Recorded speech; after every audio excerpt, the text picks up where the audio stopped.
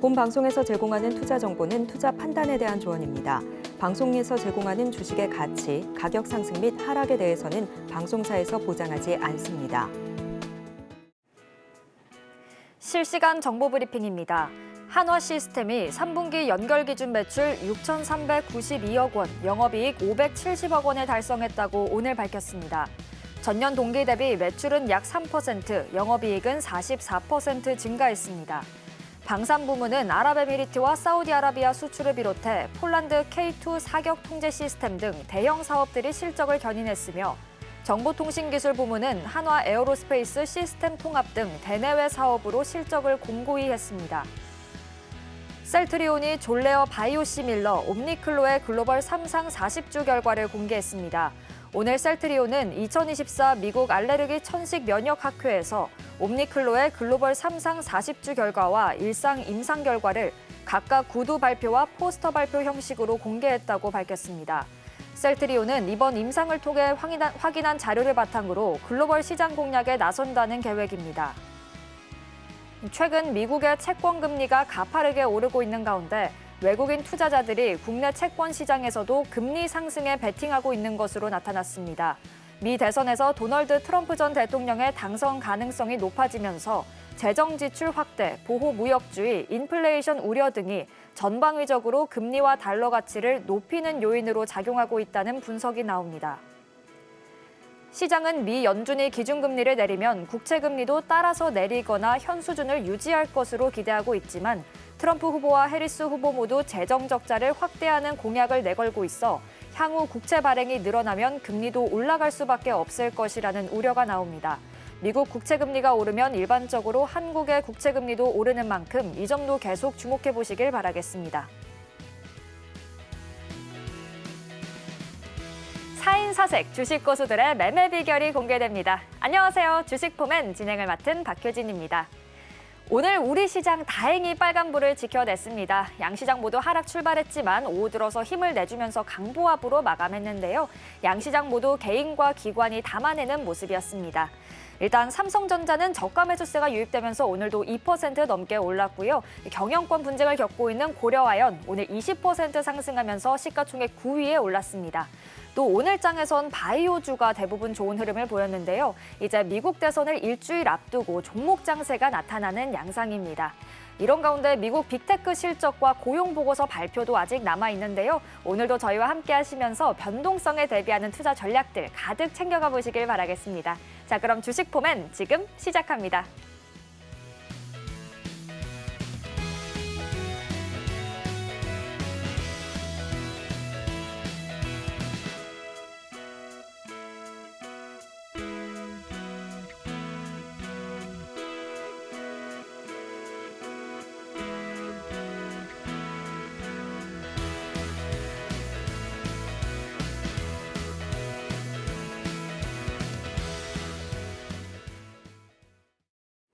그럼 오늘 시장 분석 도와주실 전문가님부터 바로 모셔보도록 하겠습니다. 지금 시장은 종목별 장세입니다. 우리가 주도주라고 이야기하는 자동차와 반도체가 상승을 끌고 가지 못했고요. 2차 전지는 힘이 없으니까 논외로 하겠습니다. 지금 현재 구간은 몇 개의 이슈 종목들 그리고 그동안 오르지 못했던 종목들 위주로 가서 바이오 종목들이 좀 약진하는 모습을 보이고 있고 나머지 종목들은 힘이 좀 없는 상태입니다. 따라서 지수가 올라가는 쪽으로 슬슬 방향을 잡는 모습이긴 하나 아직까지 강력한 주도주의 흐름이 보이지 않기 때문에 상승의 연속성이라기보다는 계단식 상승 혹은 또 계단식 하락 이렇게 조정을 왔다 갔다 하는 그런 흐름이 아닐까 싶고요. 말씀하신 것처럼 11월 5일 날에 지금 미국 대선 발표가 있습니다. 그래서 아마 지금 시장에서는 트럼프가 되지 않을까라는 생각을 주로 많이 하는 것 같고 저 또한 그러지 않을까 생각을 합니다. 그런데 우리가 트럼프 후보는 앞전 대통령 시절에 했던 정책의 모습을 우리가 한번 기억해 볼 필요가 있을 것 같습니다. 전임 대통령이었을 때의 정책과 지금 현재의 정책은 아마 좀 달라지지 않을까라는 생각이 드네요. 예를 들면 트럼프는 우리가 전기차, 자율주행차에 대해서 굉장히 부정적인 입장이었거든요. 트럼프가 앞전에 대통령을 할 때는 제조업에 관해서만 굉장히 긍정적인 의미를 가졌었고 이 최첨단 산업에 관한 부분들은 좀 부정적인 의식을 갖고 있었습니다. 아마도 본인이 부동산 회사를 운영하는 오너이다 보니까 보다 전통적인 산업에 대한 좀 더 익숙함이 있지 않을까, 그리고 새로운 산업에 대해서 부정적인 의미가 좀 약간 익숙지 않음이 있지 않을까 생각을 하는데요. 지금 그로부터 대통령이 한 텀이 가고 두 번째 텀에 본인이 다시 가려고 하니 이제는 아마 세상이 바뀌었다는 걸 인지를 많이 할 수밖에 없고, 특히 AI 관련해서 인공지능의 발달에 대한 이야기를 많이 할 수밖에 없고요. 그래서 아마 이번에 대통령이 된다고 한다면 새로운 에너지와 새로운 성장 동력에 관한 투자를 보다 적극적으로 하지 않을까라는 생각을 합니다. 어쩌면 테슬라의 오너가 계속해서 대놓고 나는 트럼프를 지지한다라고 하면서 지금부터 매일 $100만 지지자에게 내가 당첨금을 쏘겠다라고 이야기하는 상당한 제스처를 취하는 모습은 결국 뭘 원하는 거냐면, 미국 정부가 트럼프가 대통령이 된 이후에 전기 자율차, 그다음에 전기차 시장에 대한 규제를 완전히 풀어주고 적극적 지원해주면서 사업적 성장을 기대하는 모습이 아닐까라고 생각합니다. 아마 일론 머스크도 바보가 아닌 이상 그렇게 많은 돈을 천문학적인 정치 기부금을 내가면서 우리가 진행하는 이유는 당첨 가능성이 매우 높다, 당선 가능성이 높다는 생각이 아닐까라고 생각합니다. 그럼 우리나라 입장에서 한번 생각해 보겠습니다. 우리나라 입장에서는 전통적인 제조업 분야보다는 우리 AI와 그다음에 반도체, 그다음에 또 하나는 뭐 있냐면 바이오 섹터가 트럼프가 된 이후에 우리가 좀 수혜를 많이 받지 않을까라고 기대하고 있고요. 그다음에 우리나라 국제적인 모습은 시장이 조금 더 요동을 칠 것이냐, 아니면 당선에 대한 불확실성이 확실로 바뀌는 순간 와 하면서 급등하는 구조를 만들 거냐, 이 두 가지 시나리오를 그리고 있는데요. 저는 개인적으로 그 안에 조정을 좀 충분히 받고 있는 상태이기 때문에 당선과 동시에 시장이 급등을 할 가능성이 매우 높다라고 현재 생각을 합니다. 따라서 지금 조정시마다 종목들을 여러분께 분할 매수를 말씀드리면서 11월 초에 시장이 올라갈 때 수익을 좀 냈으면 좋겠다라고 이야기를 현재 드리고 있는데요. 오늘은 제가 그 종목들 하나씩 여러분과 짚어가는 시간을 갖도록 하겠습니다. 자, 두 번째, 제가 지난 토요일 날 온라인 특강을 진행했습니다. 근데 제가 온라인 특강에서 진행하는 종목들 그리고 시황들이 빠르면은 뭐 1, 2주 안에, 길면 한 달, 두 달 정도 지나고 나서 시세를 굉장히 많이 분출을 했는데요. 이번에 여러분 계속 뉴스에 연일 나오고 있는 경영권 분쟁으로 인한 고려아연 혹시 기억하시겠습니다? 제가 그 작년에 서울경제TV를 1월 달에 들어오기 시작해서 고려아연이 40만 원대로 내려오면은 매수하고 올라오면 15% 20% 수익 나면 팔고를 계속 반복했는데, 이번에 한번 일을 냈죠. 오늘 종가가 150만 원을 넘었더라고요. 제가 매수했던 가격이 43만 원에서 45만 원이었고 재매수한 가격이 47만 원에서 48만 원이었고요. 마지막에 추격이 50만 원이었습니다. 150만 원이면 진입 단가에서 300%, 3배 정도 올랐습니다. 여러분, 다른 것도 아니고 45만 원, 50만 원짜리 종목이 150만 원을 간다, 있을 수 있는 일일까요? 저거 무슨 얘기 드리고 싶은 거냐면, 우리가 꼭 중소형 종목을 너무 사랑하지 말란 얘기입니다.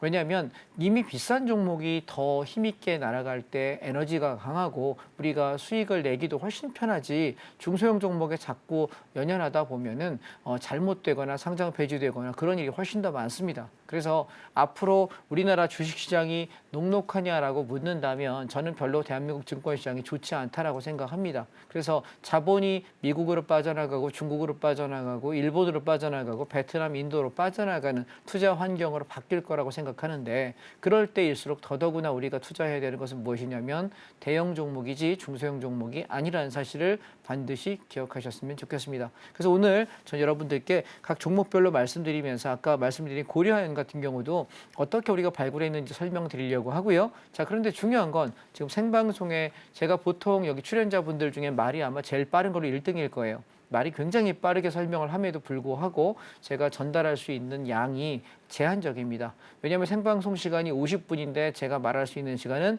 한 38분 정도밖에 되지 않습니다.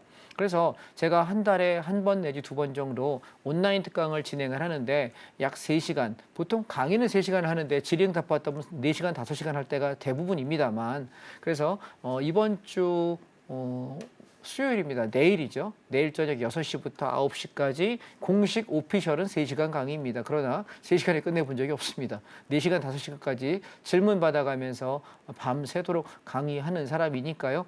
저녁 6시에 퇴근하고 꼭 오십시오. 왜냐하면 우리가 고려인 같은 종목들을 계속 발굴해 나가고 바닥주다라고 이야기하고 이게 왜 바닥주인지에 대해서 어떤 식으로 공략해 나갈 건지에 대해서 몇 년간 혹은 몇 개월간 할 건지에 대해서 되게 디테일하게 설명을 하거든요. 그래서 한번 들어놓으시면 사실 손해 안 보는 종목들 위주로만 하기 때문에 제가 했던 공략 종목들 중에서 뭐 작게 가는 것들은 10% 20% 가고 말 거예요. 그런데 많이 가는 것들은 50% 100% 어떤 뭐 고려한점 300% 가는 종목들도 개중에 나오기도 하니까요. 우리가 대형 종목 가지고 저는 10% 이상 수익 나면 만족한다라고 생각하는 사람인데 10%만 수익 났던 종목은 아직까지 한 종목도 없었던 것 같습니다. 그래서 지금 여러분이 잡아야 될 종목들과 대응해야 될 공략 포인트들을 굉장히 디테일하게 준비하고 있으니까 주식하시는 분들, ETF 하시는 분들 오시게 되면은 내가 주식을 이런 관점에서 보면 손해 안 나겠다. 그리고 어떤 종목을 했을 때 좀 큰 수익을 내기도 하고 어떤 종목을 할 때 안정적인 포인트를 찾는지 마켓 타이밍을 잡는 요령에 관한 설명을 좀 드리려고 하고요. 두 번째입니다. 주가가 하락도 하고 상승도 합니다. 그런데 우리는 왜 주가가 오를 때만 수익을 내려고 할까요? 당연한 얘기라고 생각하시겠지만 주가가 빠질 때도 수익 낼 수 있거든요. 그것이 선물 옵션입니다. 주가가 하락을 할 때 하방에 베팅하면은 우리가 풋옵션을 통해 수익을 낼 수 있고요. 반대로 주가가 올라갈 때는 콜옵션에 베팅하면서 수익을 낼 수 있습니다. 그런데 장점이 뭐냐면 주식은 하루에 아무리 많이 움직여봤자 상한가가 30%입니다. 그런데 선물 옵션은 이론상 상한가의 개념이 존재하지 않습니다. 그래서 얘가 하루에 어떤 날은 100% 수익 나기도 하고요. 하루에 300%, 500%, 1000%가 나기도 하고 어떤 날은 1년에 몇 번은 30배, 50배, 100배가 나기도 합니다. 그럼 가만히 생각해 보시죠. 수익률 게임이 높은 곳에서 내가 노는 것이 수익이 좋을까요? 아니면 수익률이 높지 못한 낮은 곳에서 하는 것이 내가 돈을 벌 확률이 높을까요? 아마 선물 옵션이 훨씬 더 수익이 많을 것입니다. 그리고 내가 작은 자금을 가지고 배팅을 해서 수익을 낼 수 있기 때문에 우리가 특히 은퇴하시고 나서 주식을 통해서 내가 재테크를 해보겠다라고 하시는 분들이 꽤 많이 계시는데 하락장 만나면 답이 없습니다. 이해하시겠습니까? 아마 내년 하반기까지는 저는 시장을 괜찮게 봅니다. 크게 하락하기보다는 하락했다 올랐다 하락했다 올랐다 하면서 우상향을 할 거라고 보는데 내년 이맘때쯤이 아마 시장의 최고점이 아닐까 단기 최고치라고 생각을 하거든요. 그래서 그 이후에 여러분이 대응하기가 쉽지 않을 거예요. 그래서 지금 여러분께서 선물 옵션은 이런 거다라는 개념을 한번 잡아보시면 내가 배워두고 나서 써먹고 안 써먹는 건 그 다음 얘기거든요. 근데 배우지 않고 나서 할 줄 모르는 상태에서 주가가 어느 날 갑자기 하락할 때 대응할 방법이 없다면 난감하지 않을까요? 그래서 오늘 저는 여러분께 주식과 선물 옵션 두 가지 파트 함께 말씀드려 볼 테니까 한번 보시면 되겠고 자세한 강의는 내일 저녁 6시부터 9시까지 여러분 온라인 특강을 통해서 상세하게 안내하려고 하니까요. 내일 퇴근 조금 일찍 하시고 서둘러 오셔서 6시부터 9시까지 들어주시면 좋겠고 늦게 오셔서 앞부분의 종목들을 못 듣는 경향들이 좀 계시더라고요. 조금 서둘러서 들어주시면 감사하겠습니다. 우리 시장에서 계속 종목 장세가 이어지고 있죠. 이제 다음 주면 미국 대선이 결과가 나오게 되는데요. 이 결과 발표 이후에 시장이 변동성을 보이기보다는 오히려 방향성을 잡고 급등이 나올 수 있겠다라고 짚어주셨습니다. 그럴수록 우리가 지금 상승할 만한 종목을 미리 담아두는 게 더 중요할 것 같은데요. 그렇다면 어떤 종목을 담아야 할지 궁금하다 하시는 분들은요. 하단을 참고하시면 전문가님과 함께 하실 수 있고요. 또 그리고 내일 저녁 6시 보다 긴 시간 동안 더 자세하게 종목에 대한 이야기, 또 선물 옵션에 대한 이야기도 들려주실 예정이라고 하니까요. 그 부분도 놓치지 마시고 내일 저녁 6시에 온라인 무료 특강도 꼭 참여해 보시길 바라겠습니다. 자, 그럼 이제 본격적으로 어떤 종목, 어떤 섹터를 눈여겨보고 계신지 바로 여쭤보도록 하겠습니다. 전문가님, 어떤 부분들 눈여겨보고 계실까요? 예, 준비한 PPT를 잠깐 보시겠습니다. 이게 어저께 제가 종가 기준으로 작성한 강의 시트인데요. 지금 코덱스 레버리지 종목 코드 12630입니다. 16,300원 이하에서 주종마다 꾸준하게 사두셔라 이야기를 드린 지가 10월 말이었고요. 여기 9월 초였고요. 그리고 현재입니다. 지금 얘는 우리가 지난번에 급락을 이야기할 때 8월 초에 저희가 엄청나게 인버스 베팅을 해 30% 이상 수익 났으니까요. 이후에 한번 반등했죠. 그리고 한번 눌렀고요. 반등했고요. 눌렀네요. 반등했고요. 눌렀네요. 지금 이 자리는 뭐냐면 저점을 이렇게 예쁘게 바닥을 다지면서 돌격 앞으로를 준비하고 있습니다. 그래서 요 코텍스 레버리지를 지금 계속해서 비중을 30%까지 채워가시자라고 이야기하고 있고 개별 종목 거래하기가 좀 어려우신 분이라면 이 종목 괜찮겠다라고 이야기 드리고요. 지금은 조정을 이용해서 30% 정도 비중으로 살살 채워 놓으셨다가 제가 가는 날 여러분들께 50%에서 70%까지 풀로 채워서 끌고 가자라고 이야기 드리려고 하는 종목이라서 내가 만약 종목을 잘 고를 수 없고 대응을 좀 편안하게 하고 싶다 하시는 분들은 코덱스 레버리지 보시면 되겠습니다. 1차 상승 목표가는 17,700원이고요. 이 가격을 돌파한다면 저는 18,500원에서 19,000원 여기까지 들고 만족할까 싶습니다. 물론 연말까지 바라본다면 아마 2만 원을 넘어가는 흐름이 만들어지지 않을까 생각하고요. 저는 개인적으로 시장의 상승 구간이 11월 말이냐 아니면 12월 중순 정도냐 둘 중에 한 자리가 이번 반등의 목표치가 될 것 같습니다. 시간상 대략 한 6주에서 7주 정도 갈 수 있는 여력이 있다라고 생각하니까요. 그 기간 동안 수익을 좀 잘 취해 보시면 좋겠습니다. 자, 두 번째 종목입니다. 코스닥 150 레버리지입니다. 종목 코드 233740입니다. 코스닥 150은요. 우리가 소위 말하는 코스닥 중소형 종목들을 거래 많이 하시잖아요. 근데 그중에 어떤 종목이 좋네, 뭐가 좋네 아무리 따져봐도 종목 안전성 따지기가 좀 어려워서 저는 코스닥을 투자할 때 주로 요 ETF를 활용하는 편입니다. 그래서 지난 8월 5일 날 우리가 급락하고 나서 반등 한번 했고 주저 이제 쌍바닥 잡아서 9월 초에 잡아서 또 한 번에 단타했는데 이 자리가 직전 고점의 쌍봉 자리입니다. 그런데 시장이 이 밑에까지 빠지길 기대했는데 다시 돌아올리는 모습을 보면서 오늘 4.69% 꽤 상승을 많이 했거든요. 그래서 오늘부터 시작해서 얘를 매수 잡아서 어디까지 본다? 1차 목표가 10,000원 안착을 보실게요. 그러면 오늘 종가 기준으로도 13%, 14% 정도 아마 수익이 날 거고요. 그리고 최대 목표가는 11,000원에서 11,500원 정도. 그럼 오늘 종가 기준 23%에서 26% 정도 수익이 날 겁니다. 그래서 여기 바라보시면 되겠고요. 밀릴 때 손절 가격은요 7,500원 붕괴 시 손절 치도록 하겠습니다. 그래서 코스닥 시장도 연말 앞두고 좀 올라갈 가능성이 있어서 종목 개별적으로 찾기 어려우신 분들은 이 종목 괜찮겠다 말씀드리겠습니다. 그다음에 코텍스 반도체입니다.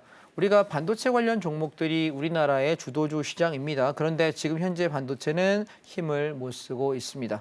왜냐하면 삼성전자가 힘을 못 써서 그런 것 같습니다. 우리나라의 반도체 중에 사실 개별 반도체만 놓고 볼 때 1등은 하이닉스입니다. SK 하이닉스인데요. 그런데 왜냐하면 걔는 지금 우리가 NDVI에다 협력하고 하는 소위 반도체가 두 개가 있다고 이야기하죠. 하나는 기억 저장 장치 반도체하고 두 번째는 내가 메모리 단지 저장 장치가 아니라 내가 시스템을 연산 작용을 할 수 있는 반도체 두 개가 있다고 얘기하는데 대만의 TSMC 같은 경우는 연산작용 반도체가 세계 원탑인데요. 삼성전자는 여전히 기억 저장 장치에서 벗어나질 못하고 있습니다. 최근에 4, 5년 동안 전 세계 반도체 시장이 기하급수로 성장함에도 불구하고 삼성전자는 연구 개발에 투자할 수도 없었고 성장하지 못했던 안타까운 과거가 있습니다. 아마도 오너의 구속이 연결돼 있겠죠. 정치적 이슈가 있었으니까요. 그런데 그러다 보니까 지금 우리나라 반도체가 전 세계 시장에서 경쟁률에서 밀리고 있습니다. 따라서 우리나라 전체를 끌고 가고 먹여 살리는 섹터가 첫 번째 반도체, 두 번째 자동차고요. 최근에 2차 전지와 바이오가 좀 부상되고 있습니다. 그런데 아직도 이 두 개가 주도주임에도 불구하고 에너지를 못 쓰고 있어요. 그래서 저는 얘는 공격적인 매매를 하기보다는 32,000원부터 3만 원까지를 분할 매수 잡고 3만 원 무너지면 29,700원의 손절가 대응하면서 코덱스 반도체를 조정시마다 천천히 모아가겠다라는 말씀을 드리고 싶고요. 올라올 때 36,000원에서 38,000원 구간 올 연말 안쪽에 들어올리면 여기서 팔고 나가서 차익 실현하시면 좋겠다. 그래서 반도체 비중을 예전 같으면 4, 50%까지 채운다고 하겠는데 지금 그렇게 못하겠습니다. 진폭이 크지 않기 때문에 비중을 15%에서 20%를 넘기지 않으셨으면 하는 말씀을 드리고 싶고요. 차라리 코덱스 레버리지는 30% 이상 비중을 채워도 상관없겠습니다만 반도체 힘이 좋진 않는 것 같습니다. 그런데요. 우리가 지금 제가 오늘 종가를 반영하지 못했습니다. 고려아연입니다. 자, 이 종목 같은 경우는 제가 계속 공략했던 포인트가 어디였냐면 이렇게 조정 나왔다가 반등 나오고 눌림 들어오면 여기 40 3만 원에서 45만 원 구간 매수했다가 50만 원 좀 넘어서 55만 원쯤 오면은 저점에서부터 한 13%, 15% 되거든요. 팔고 반복하다가 오늘 종가에 여기 이렇게 장대 양봉이 서면서 얘가 150만 원을 돌파했거든요. 그러면 가만히 생각해 보세요. 제가 왜 고려아이언을 투자했냐라고 물어본다면 비철금속, 우리가 뭐 아이언, 철, 저기 아이언, 구리 이런 것들 있잖아요. 그런 걸 가공하는 업체 중에서는 대한민국에서 고려아이언이 기술력 원탑이고요, 자본금 원탑이고요, 거래처 매출, 순이익, 영업이익률 전부 원탑입니다. 그래서 저는 어떤 생각을 말씀드리고 싶으냐면 인플레이션이라고 이야기하죠. 자, 인플레이션은 첫 번째는 돈의 가치가 하락하는 거예요. 무슨 얘기인지 이해되실까요? 제가 대학교 처음 들어갈 때 대학 1학년 때 학과 사무실에 과방에 앉아가지고 짜장면을 한 그릇 시키면 보통이 2,000원이었고요. 꽃배기, 간짜장 이런 것들이 한 2,500원 정도 했던 것 같습니다. 지금 짜장면 얼마 하나요? 평균적으로 우리가 일반적으로 그냥 보통 먹을래도 싼 데 가야 한 5, 6천 원 하는 것 같고 삼선이나 약간 조금 우리가 좋은 거 먹으면 한 10,000원 정도 하는 것 같습니다. 짜장면 값이 한 5, 6년 만에 얼마 올랐나요? 5배가 올랐네. 4배, 5배. 나이가 나오나요? 예, 한 대여섯 배 정도 오른 것 같습니다. 그러면 짜장면 값만 해도 저 대학교 입학할 때랑 지금 한 20 몇 년의 세월이 지난 동안에 5배가 올랐다고 한다면 그러면 야, 이게 인플레이션 아닐까요? 또 제가 20대 때에 만약에 특정 회사를 거론해서 현대차의 국민차였죠. 아반떼라고 하는 차가 보통 나 이거 참 취지감 이거 사고 싶어 하는 차 중에 하나였는데 그 아반떼라는 차가 보통 한 1,700만 원에서 2,300만 원 정도면 차를 한 대 살 수 있었습니다. 풀옵션에도 2,500을 넘어간 적이 없습니다. 지금 얼마 합니까? 3,000 넘는 것 같습니다. 예전에 소나타가 한 2,400, 500 정도, 2,200, 300, 깡통은 2,000대 초반까지 갔던 것 같고요. 그리고 풀옵션에야 한 3,000만 원 했던 것 같은데 지금은 그랜저도 5,500 넘는다고 하더라고요. 그러면 가만히 생각해 보세요. 우리가 지금 태어난 이후에 지금까지 내가 샀던 가격이 떨어진 게 있나요? 아무것도 없어요. 집값도 떨어진 게 없고요. 그리고 자동차 값도 떨어진 게 없고요. 버스비도 떨어진 게 없습니다. 저 고등학교 때 버스비 100 몇십 원 내고 다녔던 기억이 있거든요. 근데 지금 10배가 넘었던 것 같습니다. 자, 그럼 생각 가만히 한번 해보시죠. 그러면 모든 가격은 다 올라요. 근데 우리나라에서 오르면 죄악시 되는 건 뭐죠? 집값이요. 집값 오르면 역적되는 것 같아요. 이거 뭐가 이상하지 않습니까? 자동차값 오르는 건 왜 시위 안 하나요? 자동차값 올린 사람은 왜 장관에서 경질 안 당할까요? 그렇죠? 왜 짜장면값 올린 사람은 왜 그 사람은 국회의원에서 안 잘릴까요? 인플레이션이라는 건 그러니까 국민 정서를 이용하는 정치인들의 쇼에 불과한 것이지 인플레이션은 불가피한 겁니다. 그러면 생각 가만히 해보시죠. 내가 인플레이션 효과를 낼 때 가장 우리가 아무 짓도 안 해도 인플레이션이 일어나는 것 중에 제일 최고봉이 뭐냐면 원자재예요. 금값 생각해 보실까요? 10년 전에 금값 대비 지금 금값이 얼마인가요? 10년 전에 제 친구가 아이를 낳아서 돌잔치에 갔을 때 돌반지 하나가 한 20만 원 남짓 정도 했던 것 같습니다. 10만 원 후반에서 20만 원 왔다 갔다 했던 것 같은데 지금 금반지 한 돈에 거의 50만 원이 육박합니다. 이게 인플레이션이거든요. 무슨 말씀인지 아시겠죠? 여러분, 금은 뭐예요? 그냥 광물이에요. 우리가 그냥 저기 땅속에 묻혀있는 돌덩이에 묻어있는 금속 성분에 불과한 건데 걔가 오른 건 뭐 때문일까요? 시장의 가치가 오른 거거든요. 우리가 고려 아연을 제가 선택했던 이유는 뭐냐면 내가 가공할 필요 없어요. 구리값, 아연값, 우리가 비철금속, 비철은 뭐냐면 철광석을 제외한 나머지 금속을 비철금속이라고 하거든요. 근데 이 비철금속을 가공하고 생산하고 우리가 쓸 수 있게끔 만들어서 공급할 수 있는 회사 중에는 고려아연이 가장 많은 양을 해결할 수 있고 상당히 단단한 회사예요. 그래서 제가 기대했던 건 뭐냐면 인플레이션 세상에서 가장 안정적인 투자처는 뭐냐면 저는 원자재예요.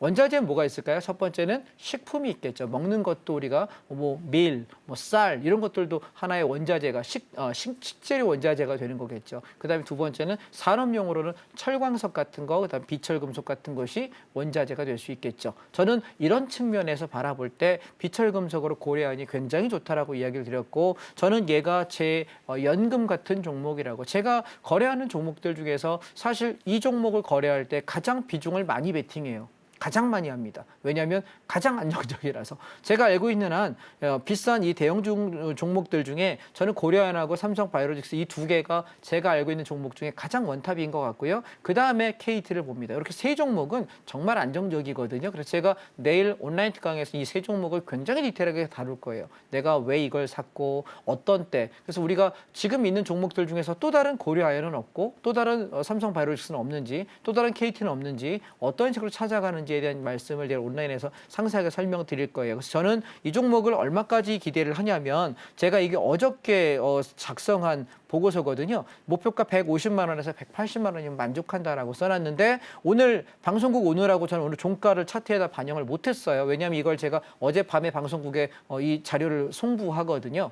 전날 밤에 합니다. 근데 봤더니 오늘 150만 원, 154만 원까지 찍더라고요. 그래서 이제 거의 다 와간다. 그래서 저는 아마 일주일, 2주일 이내에 고려아연을 전량 차익 실현하자라고 말씀드릴 것 같아요. 저는 150만 원에서 180만 원 정도면 고려아연은 이제 충분하지 않을까라는 생각이고 더 가는 것은 제게 아니다라고 생각을 해서 며칠 더 지켜보다가 다 팔자는 말씀을 드리지 않을까 싶으니까요. 추격 매수는 하지 마십시오. 그러니까 저는 그래서 여러분께 여기서 43만 원, 45만 원, 또 2차 눌림목에 45만 원, 48만 원, 추격은 50만 원 돌파에 따라간 이후에 한 번도 더 사라는 말씀을 드린 적이 없습니다. 제가 절반 차익 실현했던 게 언제냐면 장대 양봉 나온 날 110만 원대에서 절반을 차익 실현했고요. 남은 수량 가지고 있는데 남은 수량은 120만 원 무너지면 전량 팔 것이고 120만 원 건들지 않으면 이익스탑 계속 매일매일 관리해 주시고 끌고 가다가 제가 전량 차익 실현 여러분께 말씀드리면 그때 한 주도 남기지 말고 다 팔아버리십시다.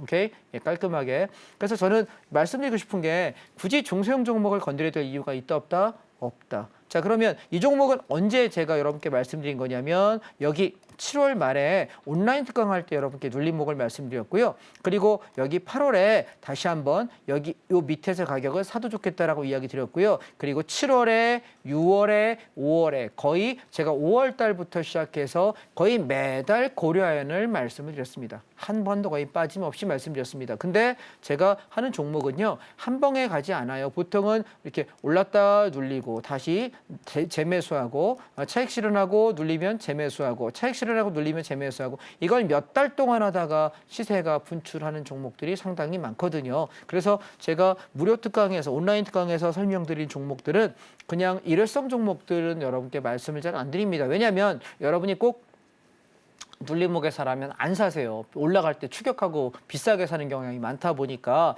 물려도 문제가 안 생길 만한 종목 위주로만 드리고 있어서 온라인 특강에 오셔서 내가 주식을 이렇게 하면 되고 시장을 이렇게 접근하면 되는구나 기억해 보시면 좋겠다 말씀드리겠습니다. 자, 다음 종목입니다. 기아입니다.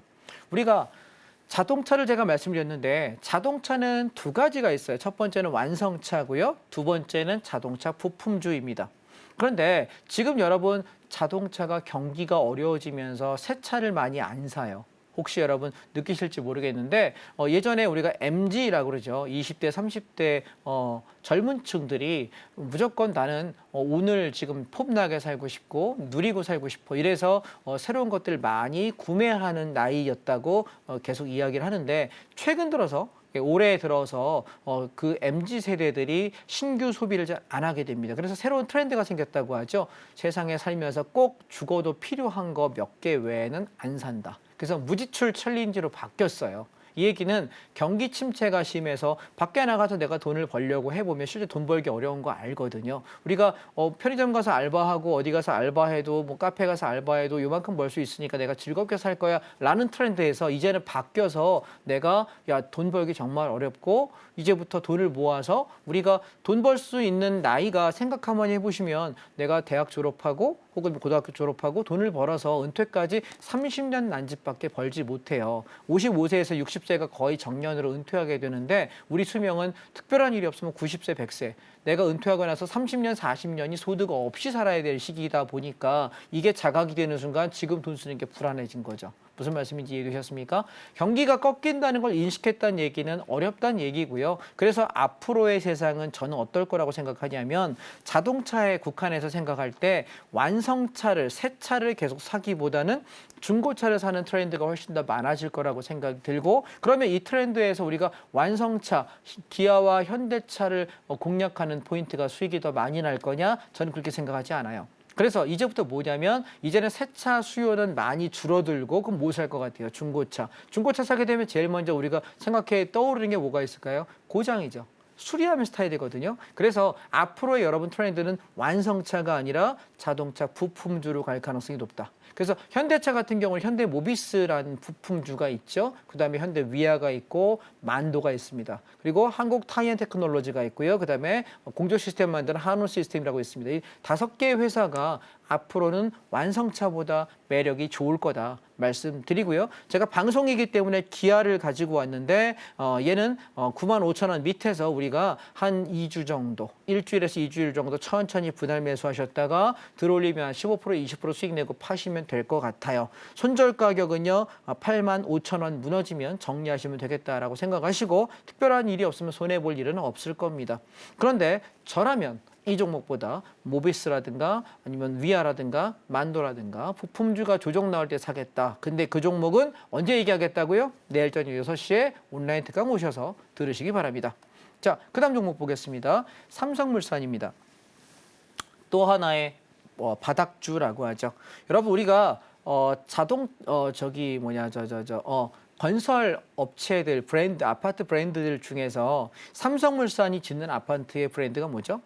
레미안이에요. 그 다음에 우리가 GS건설에서 짓는 브랜드가 뭐죠? 예, 자이입니다. 그 다음에 현대산업개발에서 하는 게 뭐죠? 아이파크고요. 우리가 또 현대건설에서 하는 게 힐스테이트라는 브랜드를 갖고 있는데 고급화 브랜드로 더 H라고 하죠. 그죠? 예, H 브랜드를 갖고 있습니다. 그럼 가만히 생각해 보시게 되면 아파트를 우리나라가 제일 많이 선호하는 거죠. 대림에서는 우리가 이편의 세상을 하기도 하지만 고급 브랜드로 뭐 가고 있습니까? 아크로라는 브랜드를 갖고 있죠. 뭐 대우건설 같은 경우에는 프루지오를 갖고 있지만 고급 브랜드로 서밋이라는 브랜드를 갖고 있습니다. 자, 그럼 가만히 생각해 보세요. 근데 우리가 고급화 브랜드 뭐 서밋 뭐 아니면 아크로 뭐 H 뭐 더 이런 것들 다 빼고 일반 브랜드 중에서 가장 선호도가 높은 브랜드가 어디냐면 레미안입니다. 가장 하자가 적은 회사이기도 하고요. 근데 그 아파트를 짓는 곳이 삼성물산인데요. 지금은 앞에 문재인 정권도 지금 윤석열 정권도 이 두 정부 모두 다 신규 아파트 공급에 대해서는 립 서비스는 둘 다 열심히 하지만 안 하는 거는 둘 다 똑같아요.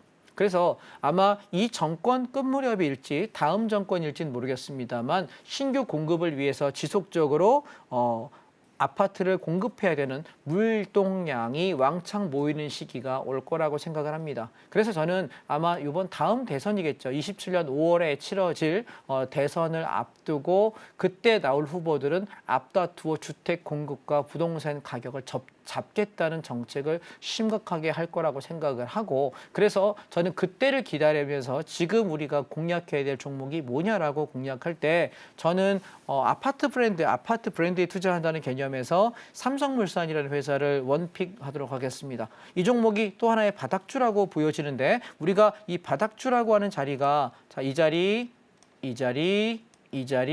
지켜지네요. 그래서 저는 얘가 13만 원대부터는 우리가 천천히 조정 시에 사두시면 왜냐하면 이번에 연말에 장세가 확 올라갈 때 건설주가 세게 오르진 않을 거예요. 주도주가 건설주가 아니기 때문에 그래서 올랐다 빠졌다 할 텐데 얘는 우리가 내년도를 바라보면서 조정 시에 좀 싸게 사시면 좋겠다. 물론 GS건설을 사셔도 괜찮고 현대건설을 사셔도 상관없고요. 또한 시멘트 중에서는 우리가 아세아시멘트라는 회사와 성신양해라는 회사가 있거든요. 이 종목들이 조정 시마다 여러분이 한두 달 정도 잡고 천천히 분할 매수해 두시면 내년에 또 한 번 좋은 일을 만나지 않을까 말씀드리고요. 공략 포인트에 대한 얘기는 내일 저녁에 다시 한번 상세하게 말씀드리겠습니다. 그리고 또 하나의 바닥주로 저는 두 가지 종목을 말씀드리고 싶은데 아모레퍼시픽하고요. LG생활건강입니다. 자, 이 종목들의 공략 방법도 내일 온라인 특강에서 상세하게 안내 말씀드리도록 하겠습니다. 자, 또 하나 마지막으로 드리고 싶은 것은 삼성전자입니다. 삼성전자는 제가 6만 원 깨는 날부터 이제부터 분할 매수 들어갈게요 라고 이야기 드렸고 요 날입니다. 6만 원을 붕괴하는 요 날부터 이제부터 삼성전자 사셔서 단타가 가능할 것 같아요 라고 말씀드리고 있고 분할 매수 기간은 약 2주 정도라고 말씀드렸습니다. 지금 이제 일주일째거든요. 다음 주 정도까지 6만 원 이하에서 조정이 나올 때마다 걱정하지 마시고 천천히 담아가시면 또 한 번의 반발이 있지 않을까. 얘가 엄청난 급등을 할 거라고 생각하지는 않습니다. 저는 바닥에서 내가 매수한 단가에서 6만 5천 원 이상 올라오면 10% 정도 수익이 날 것이고요. 그리고 얘가 7만 원에서 7만 3천 원 구간까지 올라온다 그러면 한 17%에서 20% 정도 수익 날 거예요. 그래서 내가 좀 안정적으로 물량 베팅을 하고 싶은 사람이라면 이 종목 괜찮을 것 같다. 이제는 제가 삼성전자를 여러분께 추천드리기를 봄에 해서 여름에 여기 올라올 때 8만 7, 8천 원 여기 다 팔아버리고 이후에 한 번도 말씀드린 적이 없어요. 삼성전자가 여러분 투자하는 입장에서는 굉장히 난이도가 높은 종목이에요. 우리가 주식을 사면 야 삼성전자 사면 되지 않냐? 라고 보통 생각을 하고 요즘에는 뭐 현대차 얘기하고 하이닉스 얘기하긴 합니다만 대부분 우리 어른들은 삼성전자가 최고인 줄 알고 계세요. 물론 배당도 많이 주고 괜찮은 회사고 우리나라 1등 회사인 건 맞는데요. 성장성이 떨어져서 이제는 조정이 왕창 나왔을 때 싸게 사서 반등 한번 먹고 팔아먹고 또 조정 나오면 사서 왕창 사가지고 반등 한번 넘어 팔아먹는 것이지 지금 대세 상승으로 돌아서기에는 역부족이다라는 생각을 하고 있습니다. 내년도에 상승할 때 그때 좀 따라오르긴 하겠습니다만 주도 섹터는 아닐 거라고 생각을 합니다. 그래서 우리가 AI와 반도체 섹터가 움직인다고 한다면 하이닉스를 공략해야 되고요. 그다음에 그 외에 플러스 알파를 보시려면 우리가 뭐 리노공업이라든가 아니면 DB하이텍이라든가 또 한미반도체라든가 이런 종목들이 조정이 나왔을 때 저점 공략하는 게 좋지 않을까라고 생각을 하거든요. 이 모든 걸 제가 왜 말로만 스킵하고 넘어갈까요? 내일 저녁 6시에 여러분 온라인 특강 오시게 되면 이 말씀들 상세하게 말씀드릴 테니까 오늘 꼭 저와 함께 하시면 좋겠습니다. 잠시 전하는 말씀 듣고 다음 섹터 말씀드리겠습니다. 네, 이렇게 섹터별 투자 전략 짚어주셨는데요. 섹터별로 달라지고 있는 흐름도 분석해 주셨고요. 또 지금 시장에서 주목해 볼 만한 주도주와 바닥주도 꼽아주셨습니다. 자, 방송 중에서도 간략하게 언급해 주시긴 했지만 이 정확한 공략법과 매매 전략, 가격 전략 궁금하신 분들 계실 텐데요. 내일 저녁 6시에 온라인 무료 특강에서 자세하게 풀어주신다고 하니까요. 놓치지 마시고 꼭 참여해 보시길 바라겠습니다. 자, 그럼 온라인 무료 특강 참여하시고 또 전문가님과 함께 하실 수 있는 방법 큰 화면으로 다시 한번 확인해 보시죠.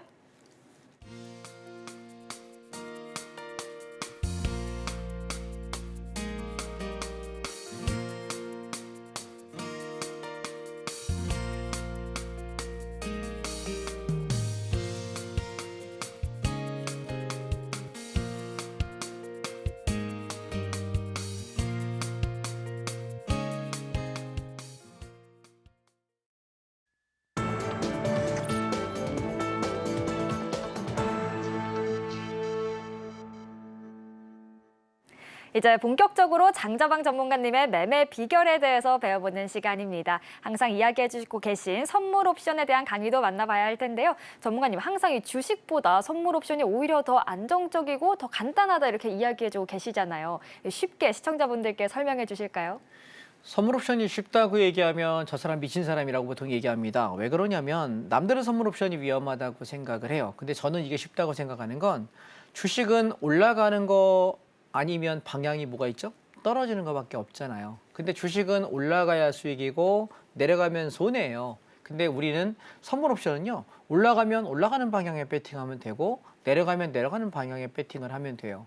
쉽게 얘기하면 주식에 공매도를 하게 될 때 주가가 빠질수록 수익이 나잖아요. 근데 공매도 세력이 갑자기 주가가 올라버리면 손해 나지 않습니까? 그래서 주식은 마찬가지. 주식은 공매도에서 떨어지는 거 수익 내고 올라가면 올라가는 방향 수익 내면 되니까 편한데 선물 옵션은 그게 기본값이에요. 주식은 우리가 올라가는 쪽만 수익이 나고 떨어지면 손해가 나요. 그런데 얘는 반대라고요. 자, 한번 개념을 잡아보겠습니다. 그래서 주가가 올라가는 걸 선물하고 옵션이라는 두 개의 종목이 있어요. 선물이라는 종목을 하는 사람이 있을 것이고 옵션이라는 종목을 하는 사람이 있습니다. 안 헷갈리시겠죠? 선물과 옵션 두 개가 종목이 다른 거예요. 그런데 올라가는 방향에 배팅하는 걸 선물하는 사람은 매수라 그래요. 주식하고 똑같습니다. 내가 여기서 매수, 나 여기 많이 올라가겠는데 10개 살게 쭉 올라와서 여기까지 올라오면 오케이 10개 차익 실현해야지. 주식하고 똑같습니다.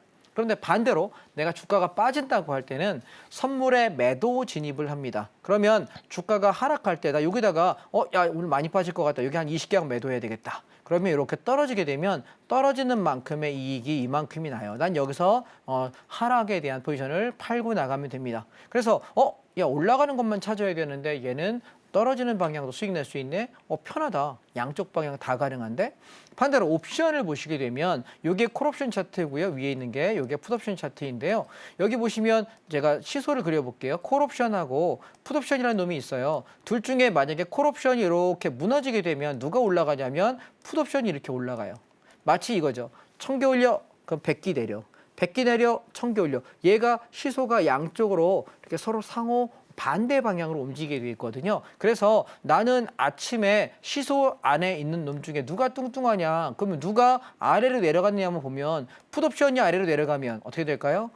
콜옵션이 아래로 내려가면 풋옵션이 가니까 주가는 하방이니까 난 하방에다 배팅하게 되는 거고, 반대로 풋옵션이 더 못 가고 무너지는 게 확인되면 난 뭐 하면 됩니까? 상방 콜옵션 배팅하게 되면 상방 대응을 할 수 있습니다. 양쪽 방향 다 대응할 수 있다는 거예요. 그러면 제가 사례를 가지고 한번 설명드려 보겠습니다. 가장 최근 사례로 여러분께 제가 변동성 흐름을 한번 설명드려 보죠. 10월 7일입니다. 불과 2주 전인데요. 아침에 출발과 동시에 시장이 왕창 하락합니다.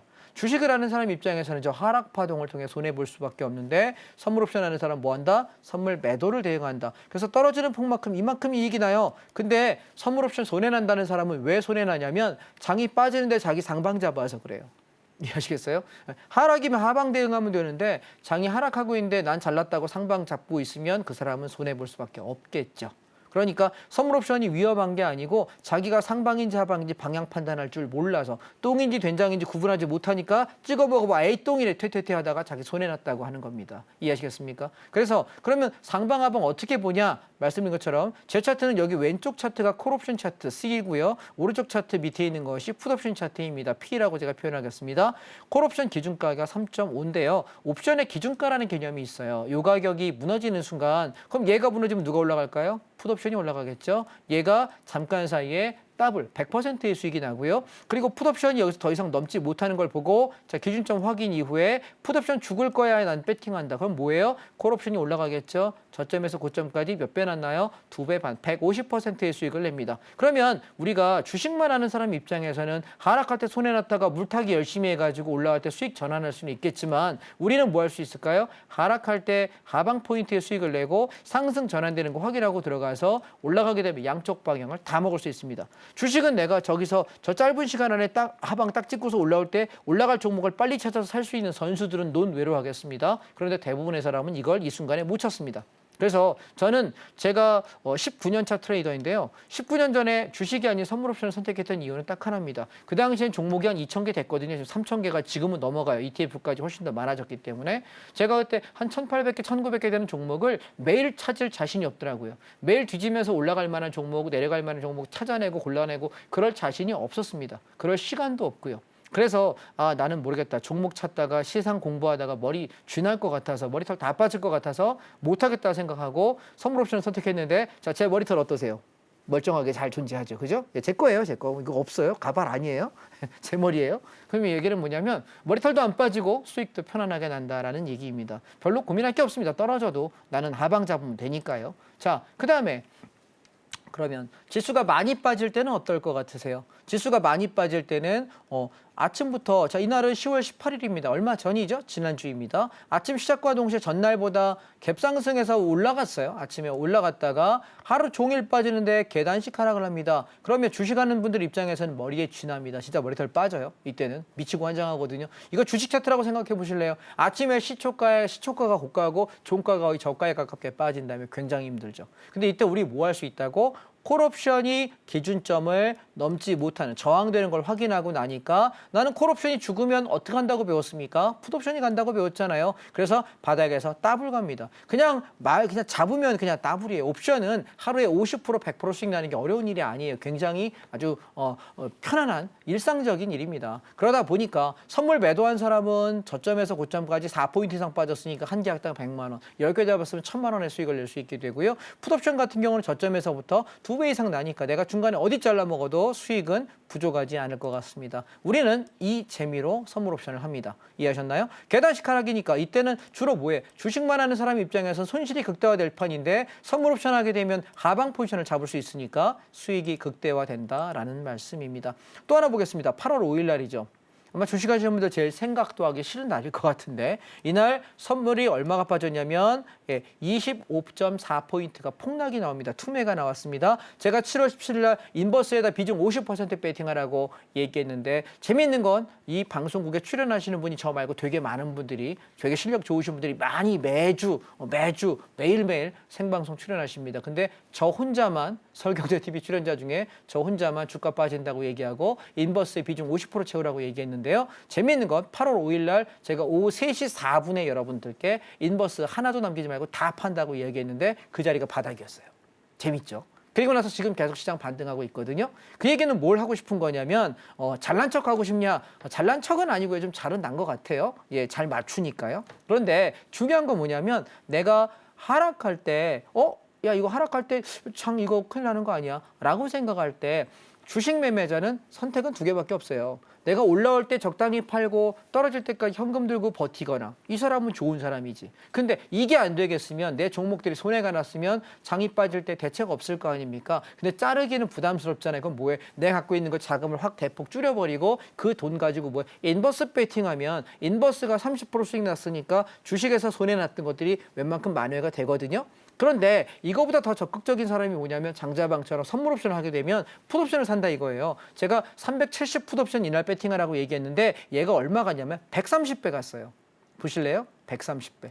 여러분 하루에 130배짜리 수익 나는 거 들어보신 적 있을까요? 비트코인 시장에도 없어. 코인 선물에도 그렇게 나기 어렵습니다. 100배가 나긴 어렵습니다. 코인 선물 내가 레버리지 100배를 한다 하더라도 100배하고 10%는 모르겠습니다. 근데 그렇게까지 나긴 어렵거든요. 그래서 우리가 이 선물 옵션이 가장 큰 장점은 뭐냐면 적은 돈을 가지고 한 2, 300만 원만 가지고 연습하면 돼요. 적은 돈 가지고 내가 몇 달 훈련하면서 내가 견디는 훈련을 하면서 자금이 불어나고 수익이 잘 나고 내가 안정적이 됐을 때 그때 그래 한 200만 원 갖고 하고 한 400, 500, 700, 1000 조금 늘려가는 거거든요. 선물 옵션을 왜 무식하게 손해보냐면 2, 300 갖고 시작하랬던 2, 3천 갖고 시작하는 거고 2, 3억 갖고 시작하는 거예요. 실력이 갖춰지기 전에 물량을 베팅하면 절대 안 됩니다. 왜냐하면 얘는 수익률이 훨씬 주식보다 10배, 20배가 높기 때문에 출렁이는 이 증폭을 내가 견딜 수 있으려면 적은 물량 가지고 이 흐름에 익숙해지는 것이 먼저다 말씀드리겠습니다. 그럼 8월 2일도 보세요. 얘도 어때? 전날 개파락해서 하루 종일 빠져요. 근데 이렇게 빠지는 날 많이 보잖아요. 여러분 경험 많으시죠? 미치고 환장하는 날, 머리에 스팀 나는 날 많아요. 그때 어떻게 돼? 콜옵션 기준점 깨진 거. 우리 이거 하나밖에 본 게 없어요. 근데 풋옵션 몇 배 났냐면 하루에 115배가 나요. 기록적인 수익이에요. 그럼 생각 한번 해보세요.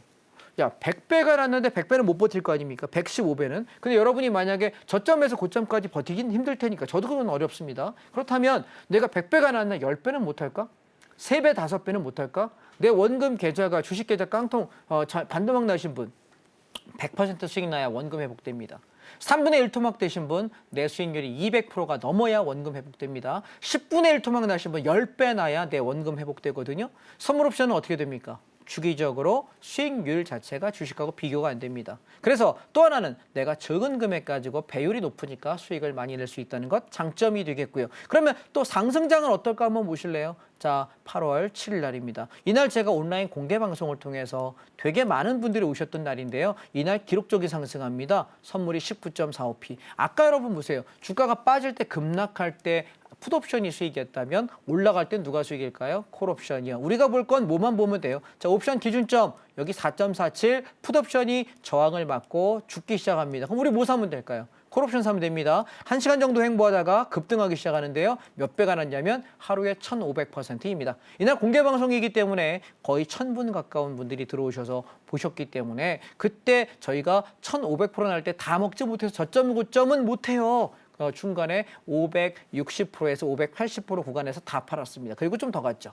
자, 그럼 생각 가만히 해보시죠. 내가 어떤 매매를 할 것인가 가만히 한번 생각해 보시면 상승장에는 콜옵션과 선물 매수로, 하락장에는 풋옵션과 선물 매도로 대응할 수 있는 선물 옵션을 배우고 할 줄 아는 사람과 전혀 할 줄 모르고 위험하대 남의 이야기 카더라 통신만 하시는 분들은 굉장히 여러분 글쎄요.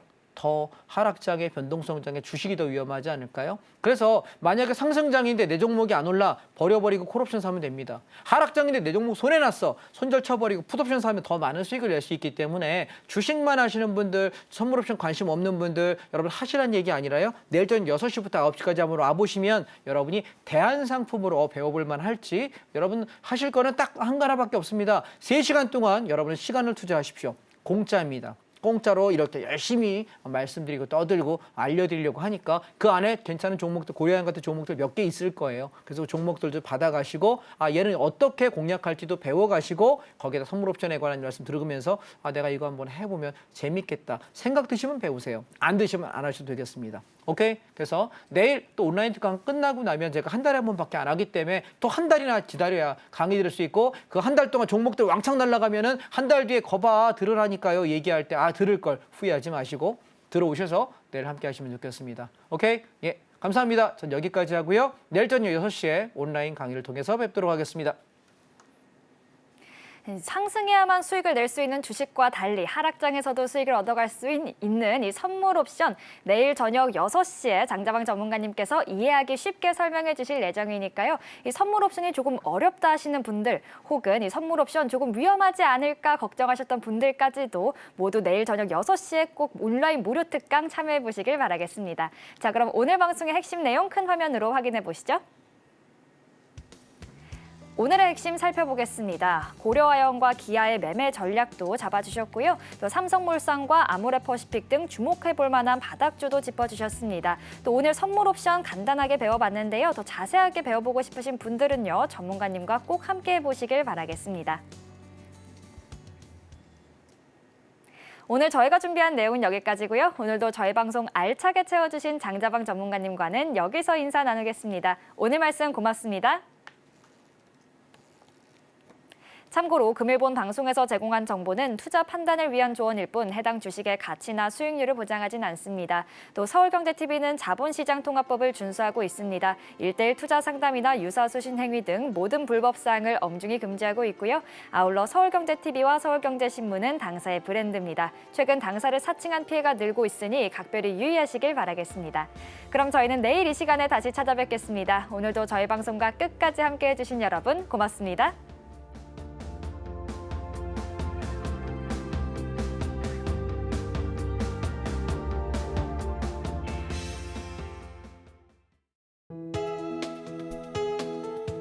본 방송에서 제공하는 투자 정보는 투자 판단에 대한 조언입니다.